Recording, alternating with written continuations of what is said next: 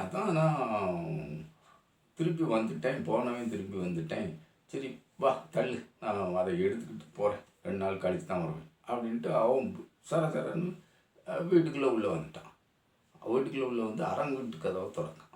ஐயோ கதவை துறையாதையா, கதவை திறக்காத அப்படின்ட்டு அந்த அம்மா வந்து பிடிச்சி பின்னாடிகளுக்கு வாரம் நீர் வாரம் கதவை திறக்காது. ஏம்மா அங்கே தான் உள்ளே இருக்கு, நான் எடுக்க வேண்டியது அரங்கு வீட்டுக்குள்ளே தான் இருக்குது. இருக்கட்டியா அங்கே தான் அப்போ அவனும் இருக்கான், நீ போய் கதவை துறைக்க. எவன் வந்தான், எவன் இருக்கான் உள்ள? திருடன் வந்தான், திருடன் உள்ளே இருக்கான், நான் கெட்டி போட்டு வச்சுருக்கேன், உன்னை வெட்டி விடுவான், நீ உள்ளே போகாத ஒன்று வெட்டி விடுவான் அப்படின்னு அந்த அம்மா கூச்சல் போடு. சரி அப்போ 4 பேரை கூப்பிடுவோம், கூப்பிட்டு திருடனை பிடிப்போம்.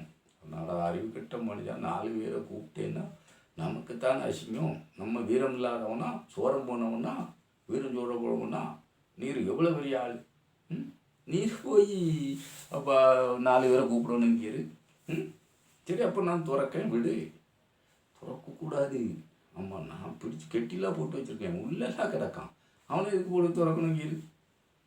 சரி அப்போ நான் அதை எடுக்கணுமே, அது அது வீரம் நான் வேணா திறந்துட்டு. ஏன் ஒன்றும் செய்ய மாட்டானா? நான் கெட்டிலாம் போட்டிருக்கேன். ஏன் அப்போ நீ கெட்டி போட்டுனா நான் பணம் தான் இன்னும் ஒன்றும் செய்ய மாட்டானே. ஏன் ரொம்ப நீர் ஒரு ஆள் எதுவும் வெட்டி போட்டுற போகிறாமியா? கெட்டி போட்டிருக்கவன் அவுந்துட்டு நின்று தானே என்ன செய்ய முடியும் அப்படின்ட்டு மற்ற. நீ என்ன குழப்புத? குழப்பத்திலே பெரிய குழப்பவாதியாக இருக்கே, என்னத்தை குழப்புத? நான் உள்ளே போயிலாம் பார்க்கணும், நான் உள்ளே போய் அதை எடுத்தாகணும். திருடங்கிய ஒரு எலி இதோ போய் இருக்கா, இல்லை பாம்பு அதுவும் போயிட்டா, பாம்புனாலும் நான் அடித்து தூர போட்டு போகிறேன் அப்படின்னு அந்த ஆள் அப்படியா பிடிக்கான். ஏன்னா அவன் உள்ளே இருக்கிறத எடுக்க வேண்டியிருக்கு.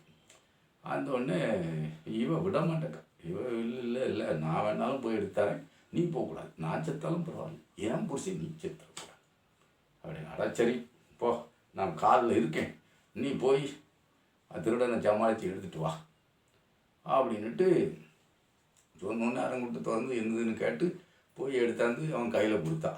அவன் சரி வேண்டா வெறுப்போட தான் போய்கிட்டு இருக்கான்னு வச்சுக்கிட்டுங்களேன். போயிட்டு இருக்கான், அவன் வேண்டா வெறுப்போட போய்கிட்டு இருக்கான். இந்த கதை அதோட ஸ்டாப். அதுக்கு மேலே இந்த கதையில் சுவராசியம் இல்லை.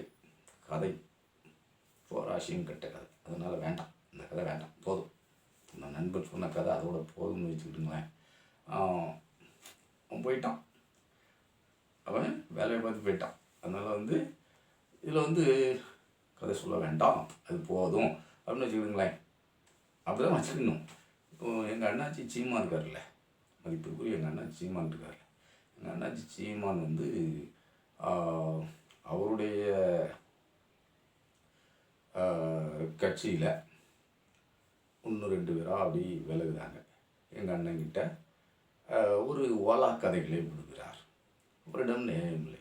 அன்று கைதட்டினியே அப்படின்னா, அப்போ அன்று கைதட்டினேன், இன்று கொஞ்சம் எனக்கு சுணக்கமாக இருக்கிறது. அவர் ஓலா கதைகள் காது பாவம் இல்லையா அப்படின்னு. காதை இங்கே காட்டு அங்கே காட்டுனோம்னா காது வழியே கொஞ்சம் ரத்தம் வடிஞ்ச மாதிரி தேருதுன்னு வச்சுக்கிடுங்களேன். வெளியில் வர தம்பிகளுக்கு காதில் ரத்தம் வடிஞ்ச மாதிரி தேருது. பரவாயில்லப்பா, சரி இந்த அளவு பொறுமையாக இருந்து காத்திருக்கிய, சரி பரவாயில்ல, இப்போ மாதிரி வெளியே வந்துட்டியா அப்படின்னு கேட்டால், இல்லை அண்ணன் சேர்த்துக்கிட விருப்பம் இருந்தால் சேர்த்துக்கிடட்டும், இல்லைன்னா நாங்கள் தனி இயக்கமாக செயல்பட்டாலும் படலாம், இல்லாடி வேறு இயக்கத்தில் போய் சேர்ந்ததுன்னா அது பரிசீலிக்கணும், இல்லை அண்ணன் சேர்த்துக்கிறதா இருந்தாலும் சேர்த்துக்கிடட்டும் அப்படிங்க. அப்போ உனக்கு காது பாவமே இல்லைப்பா, காதில் கடப்பாறையை கூட வருவலாம். அப்படித்தான் நம்ம சொல்ல வேண்டியது. விலகி வர மாவட்ட செயலாளர்கள், தொகுதி செயலாளர்கள், தனிச்சாளர், செயலாளர் செயலாளர் அப்படின்னு இருக்கிறவங்களுக்கு நீ அண்ணன் ஜிம்மாண்ணை காதில் கடப்பாறை கூட சொல்லலாம், ஒன்றும் தவறு இல்லை. அண்ணன் கடப்பாறை தான் சொல்லிக்கிட்டு இருக்காரு அப்படின்னு நாம சொல்லுவோம் வைங்க. ஆனால் அவங்க அப்படி இல்லை, அண்ணன் மயிலிறகு விட்டு தான் அப்படி குறைஞ்சி கொடுத்தாரு காதில் அப்படின்ட்டு அவங்க இருக்காங்க. இந்த கதை மாதிரிங்களா? அது கதை மாதிரி தான். பிறகு என்ன, அப்படி தானே எதை எடுத்தாலும் பாரு. நான் 5 வயசுலேயே இளையான்குடியிலேருந்து சிவகங்கை மாவட்டமே உதயமாகாத காலத்தில் மாவட்ட ஆட்சித்தலைவருக்கு வந்து மனு கொடுக்க கொடி பிடிச்சிட்டு வந்தார். 5 வயசில் 38 கிலோமீட்டர் நடந்து வந்தார். சரி, இதை விட முக்கியமான அண்ணன் சொல்லுறதை விட நான் அருமையாக பேசுவேன். அண்ணன் உருட்டை விட என்னுடைய உருட்டு அருமையாக இருக்கும். எப்படி தெரியுமா? எப்படி தெரியுமான்னு கேட்கேன். சரி வேண்டாம், உங்களுக்கு என் உருட்டு வேண்டாம் அப்படின்னு வச்சுக்கிட்டுங்களேன். இப்போ அடுத்த அண்ணன் என்ன சொல்லுதாரு, ஊசிக்கு எங்கே சிலை இருக்குது, தலைநகரில் சிலை இருக்கா, ஒரு சிலையை காட்டு, ஒரு சிலையை காட்டு.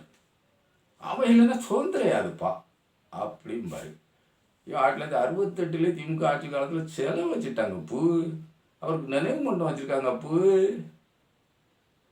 அப்படின்னா அப்படியா? அப்படிலாம் எனக்கு தெரியல. அம்பேத்கருக்கு முதல்ல தமிழ்நாட்டில் தான் சிலை வச்சோம், அது தெரியுமா உனக்கு அப்படிம்பாரு நம்ம அண்ணன் சீமா. 1950 சிலை வச்சுட்டாங்க பூ மராட்டியத்தில் அப்படின்னா இங்கே அதுக்கு பிறகு ரொம்ப நாள் ஆகிடுச்சு போ அப்படின்னா அதெல்லாம் இல்லை, நான் சொல்கிறது தான் கரெக்டு, நீ தமிழ்நாட்டில் தான் முதல்ல சிலை வச்சாங்க அப்படின்னு நம்ம அண்ணன் ரொம்ப தெக்க தெளிவாக சொல்லுவார். அதே மாதிரி வேலு நாச்சியார் அதாவது தமிழ்நாட்டின் ஜான்சி ராணின்னு வேலு நாச்சியார் எப்படி சொல்லலாம், வட இந்தியாவின் வேலு நாச்சியார்னு தானே ஜான்சி ராணியை பார்த்து சொல்லணும் அப்படின்னு நம்ம அண்ணன் அது ஒரு கதை சொல்லுவார். கதைகளின் இருப்பிடம், கதைகளின் பிறப்பிடம் அண்ணன், நம்ம அண்ணன் சீமான்னு வச்சுக்கிட்டேன். அப்படி கதைகள் எக்கச்சக்கம் சொல்லுவார். இப்போ திறநிதி கேட்டு இப்போ விட்டுருக்காரு, நன்கு உறவுகள் அனைவருக்கும் துளி துளியாய் திறநிதியை அடி தந்தியல்னா பெருகிச்சுன்னா நான் என்னுடைய பிள்ளைகளை எல்லாம் இன்டர்நேஷ்னல் ஸ்கூலில் சேர்த்து படிக்க வைப்பேன், 3.5 லட்ச ரூபா வீட்டுக்கு வாடகை கொடுத்து அங்கே நீட்டாக இருப்பேன், 5 கார் நான் வச்சுருப்பேன், 15 பேரை வேலைக்கு வச்சுருப்பேன், 30 காக்காய்க்கு தினந்தோறும் முட்டையில் சோறு போடுவேன், நெய்ச்சோறு போடுவேன், நான் போய் ஜிம்மில் நல்லா அந்த ஜிம் உயரிய ரக ஜிம்மில் போய் உடற்பயிற்சி செய்வேன், என் உடம்பை கட்டுக்கோப்பாக வச்சுருப்பேன், என்னுடைய வாழ்க்கை தரத்தை நான் உயர்த்தியிருப்பேன், நீங்கள் பயிற்சி செய்யுங்க, முயற்சி செய்வோம் பயிற்சி செய்வோம், முடியலைனாலும் முயற்சி செய்வோம் பயிற்சி செய்வோம் அப்படின்ட்டு வாங்கை காசு கரைஞ்சா எனக்கு ஒன்றும் இல்லை, ஆனால் எனக்கு தரல் நிதி கொடு உறவே, மாவீரர் நாள் வருது உறவே அப்படின்னு அண்ணன் அறிக்கை மேலே அறிக்கை விட்டுக்கிட்டு இருக்காருன்னு வச்சுக்கிடுங்களேன்.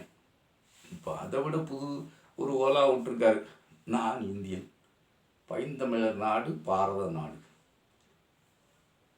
விட்டுருக்காரு. நாடு என் நாடு, நம் தாய் நாடு என்றே ஏற்றுக்கொள்ளும், பாரத நாடு பைந்தமிழர் நாடு, அதில் மாற்று கருத்து நமக்கு இல்லை. இந்திய நாடு என் நாடு என்ற முழக்கத்தை நாங்கள் முன்வைக்கிறோம். உண்மையிலே என் நாடுதான் இந்தியா, பைந்தமிழர் நாடு பாரத நாடு அப்படின்னு எங்கள் அண்ணன் மரியாதைக்குரிய சீமானவர்கள் புது ஓலா கதையை விட்டுருக்கார்.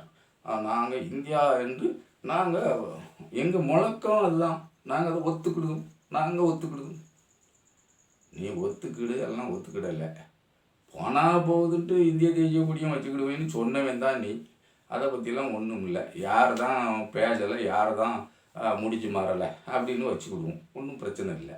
ஆனால் தமிழ் தேசியம் இங்கே அந்த தமிழ் தேசியத்துக்கு விடை கொடுத்துட்டியா, அதை முதல்ல சொல்லு. தமிழ் தேசியத்துக்கு டாட்டா போட்டாச்சா, அது சொல்லணும்ல எங்கள் அண்ணச்சிமா. இது சரிப்பா, இந்தியா இறையாண்மை மிக்க நாடு, அது கீழே இருக்கேன்ட்டேன். இங்கே ஒருத்தன் திருச்சி சேரவணைன்னு ஒருத்தன் கண்டமானைக்கு முதல்வரை திட்டு தான், இது பேச்சுரிமை அப்படிதானே? எங்களுடைய இடத்தை எடுத்துட்டு போயிடலாம், மயிரை புடுங்கிறதுக்கா முதலமைச்சர் பொறுப்பு உனக்கு? வீட்டில் போய் உட்காரு, பேசாம பேரப்பிள்ளைகள் போய் விளையாண்டுக்கிட்டு எதுக்கு நீங்க இருக்கீங்க அதிகாரத்தில்? சாதிவாரி கணக்கெடுப்பெல்லாம் நடத்த முடியாது, அது மத்திய அரசு தான் நடத்தணும். மத்திய அரசு தான் நடத்தணும்னா மயிரை புடுங்கிறதுக்கா முதலமைச்சர் பொறுப்பு உனக்கு? மயிரை புடுங்குற திராவிட மாடல், திராவிடங்கிற போர்வையில தமிழ்நாட்டில் வந்து இல்லை, இது பேச்சுரிமையா?